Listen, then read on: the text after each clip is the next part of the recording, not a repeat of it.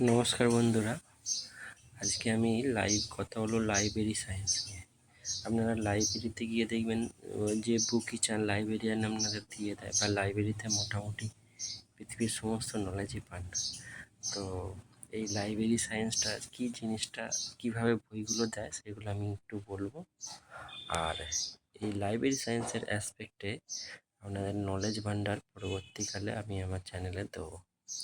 তো বিশ্বের যাবতীয় যে বইগুলো আছে সেইগুলোকে 10টা ভাগে ভাগ করা হয়েছে, মানে দশমিকে। এক ভদ্রলোক ছিলেন, যেটা ম্যালভিডি, ইনি এই ভাগটা করেছিলেন। তো অন্যান্য ভারতের একজন ছিলেন রঙ্গনাথন, ইনিও ভাগ করেছেন। তো বেশিরভাগ লাইব্রেরিতে এবং পৃথিবীর বেশিরভাগ লাইব্রেরিতে এই ডিডিসি চলে।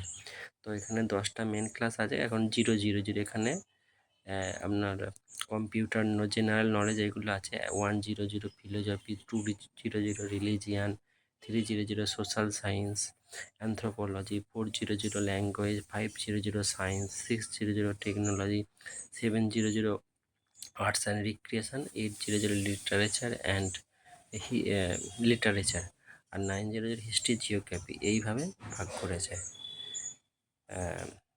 এবং কিভাবে সেটা আমি পরের ক্লাসে দেখাবো। ভিডিওটি দেখার জন্য ধন্যবাদ।